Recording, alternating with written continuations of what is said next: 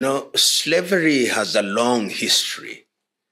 When you read the history of human beings and the history of war, you hear about slavery. When people fought wars and they had prisoners of war, they took them as slaves. But in terms of recording, we begin to see slavery in Sumeria, in the Western tradition. That is when you begin to see the emergence of slavery during conflict, as I've already said, when people were conquered and they were subdued by one civilization, they would then be enslaved. And in many cases, you see this also articulated in different histories. Look, for example, at the Hindu Mahabharata, which is several years older than the Christian Bible. You see evidence of slavery, and when you look at the Talmud of the Jews, you see slavery. When you go to the Chinese and Oriental tradition, you see slavery. When you come to Europe and you begin to talk about the conquest of the Visigoths and Ostrogoths and the Romans, you see slavery. The Christian Bible itself in the Old Testament has slavery. In African tradition, when you look at Northern Africa, you see slavery. When you look at Islam, you see slavery. So it would appear that the human being's inclination to dehumanize fellow human beings who are not like them and to use them as vessels and chattels is something that is settled in history, and it has changed character over the years. The tragedy, however, is that slavery is alive and well in different forms. I remember when I read different histories in the manner that I've articulated, you see that women and children were part of the war spoils. And that in itself tells you that slavery is part of human life, undesirable as it is. You know, when we talk about contemporary slavery, particularly in the continent of Africa, we've got to look at it from a number of dimensions. We do not talk as often as we should about the slavery that took place in the eastern coast of Africa from the year 650 AD. The enslavement of African peoples by the Arab Emirates, if you may, the Omani Empire and all those empires. This started in 650 AD, as I've already said. And estimates now suggest that as many as 18 million Africans were taken from the eastern coast of Africa, from what is today Kenya, Tanzania, up to the hinterland in places such as Malawi, and were taken to the Arab world. One of the things that happened in the Arab world, why you don't see the evidence of black slaves, is that they were castrating men, and therefore they did not produce. And it is something that we don't talk about as loudly as we should, is not as documented in the manner that it should, but that is the first wave of slavery, in modern day slavery. The much more known wave of slavery starts in the 15th century. And this is by the European enslavers led by the Portuguese in the early 1400s, which is the 15th century. And all the European powers were involved in slavery. They themselves, of course, had been subjected to slavery by their fellow Europeans. But when they started coming, you'll remember that when the Portuguese started coming into Africa, they wanted to trade in gold and spices. But then they discovered that there was another commodity, the human being. And it is interesting that even the now very quiet European powers were involved in what later became the transatlantic triangle of slavery. The Danes were there. If you look at the Cape Coast Castle in Ghana, in what is today Ghana, they participated in the building of it. The Swedes were there. The Norwegians were there. The Dutch were there. The British were there. The French were there. The Spaniards were there. The Germans were there. So modern day slavery as we know it was actually animated by the need for labor within Europe. Europe. And as I've already said, the Portuguese were in the forefront of it. And then initially they were taking the slaves to the motherland. So you'd find some dark-skinned individuals in Lisbon, in Spain. And when they started conquering different parts of the world with the activities of individuals like Vasco da Gama and Christopher Columbus, you now begin to see slaves, African slaves, being transported from the western part, particularly Nigeria, Gambia, Senegal, Equatorial Guinea, and ultimately on the southern part in Angola, being transported to what are now the Caribbean, to Jamaica, to Trinidad and Tobago, to St. Vincent's and Grenadines, to Brazil, to Colombia, to ultimately to Costa Rica. And when the Americans get involved in slavery, of course, they are then taken to the United States of America and even to parts of Europe. That then became known as the transatlantic trade. And records now show that nearly 12 million, and these are conservative estimates, of Africans were taken to what were described as the new lands to work their lands. And it can't be said without fear of contradiction that America was built by black labor in the same way that Latin America was, and the Caribbeans, and it was devastating. The impact of it is alive even as we speak, because it involved the dehumanization of human beings, and they are being treated as chattels and being sold as if they were not human beings. All slavery was dehumanizing. All slavery was demeaning. All slavery had a commercial aspect to it. There is no slavery that you can say was humane. And one of the things that they did was to take away people's cultures and people's language.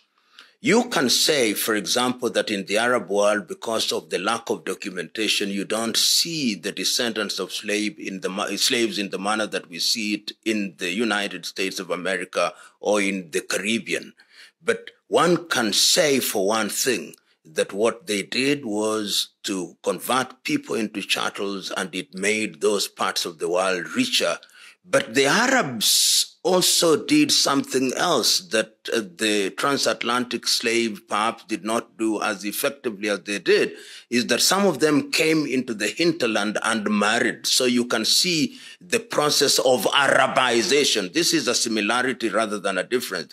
The Arabization of the eastern coast of Africa, and the Islamization, because they came, and in the process of enslaving, they also Islamize and Arabize. And you see people having names which are fundamentally Arab and Islamized.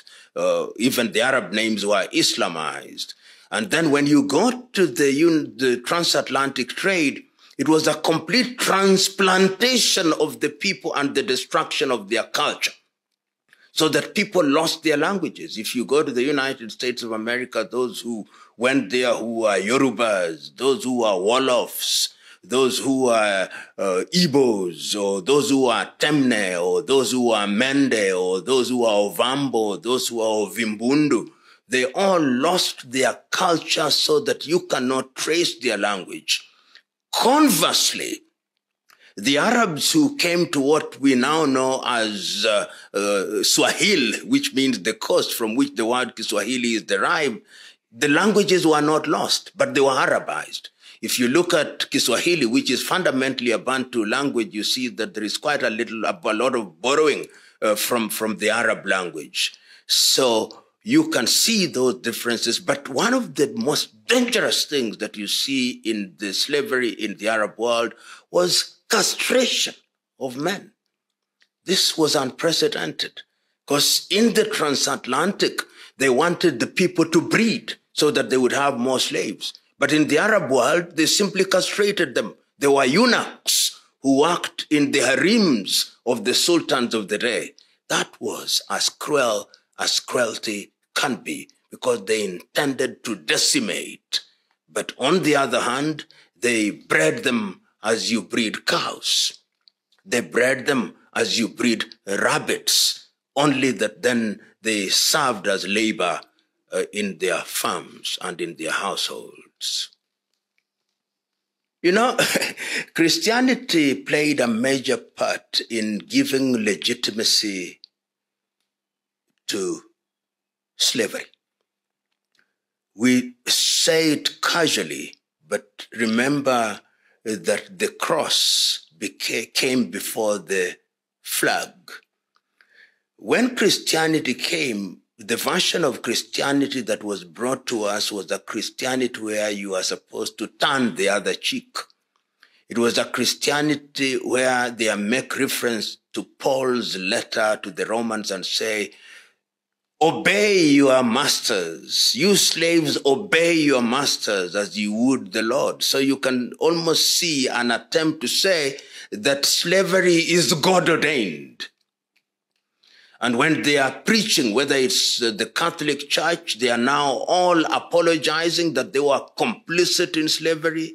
The Anglican Church is agreeing that they were complicit in slavery. The Presbyterian Church is saying that they were complicit in slavery. So the church, as we know it, the organized church from Western Europe, was part and parcel of the enslavement of Africa, and that we must never forget. And they made references to the Bible to legitimize this atrocity. So that is the reality. And the same can be said of Islam, that Islam also did recognize that there are certain people who are not believers who could therefore be enslaved. Religion, as we know it, is as guilty as guilt can be in the enslavement of peoples. And remember, it is not only African peoples who are enslaved. Even other individuals or other groups of individuals in different parts of the world were enslaved and or dehumanized. If you go to the Latin America, the Arawak people were decimated, and religion was in the forefront. In the name of God, people were enslaved. In the name of God, people were dehumanized. In the name of God, Africans were turned into things. In the name of God, Africans were turned into commodities. Organized religion has every reason to apologize to those that were enslaved. Every civilization, as I've already said at the very beginning, in every society, people always tried to dehumanize those who did not belong to their communities. So there were wars among African nations, and when people were themselves arrested, when the European colonizers and enslavers came, most of them initially did not go into the hinterland. What they then did was to enter into unholy alliances with some African chieftaincies, and they hunted people who are not of their own or those who are prisoners and participated in the slave trade. I know some European revisionists try to use this to say that they do not owe Africa, but that is not the root cause. The kind of slavery that was being practiced within African societies, it did not lead to the massive commercialization that we then saw in the transatlantic trade. But it's true to say that slavery was known in Africa, even before the advent of the Europeans, even before the advent of the Arabs. Slavery must be understood. Slavery and slave trade, these were Siamese twins.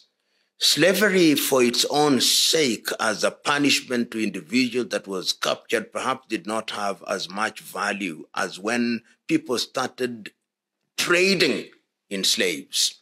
And if you visit and look at the history of some of the major Western institutions, some of the major Western insurance companies, some of the major Western shipping companies, some of the major Western banks, they are intimately connected to slavery because they were underwriting the delivery of slaves as commodities.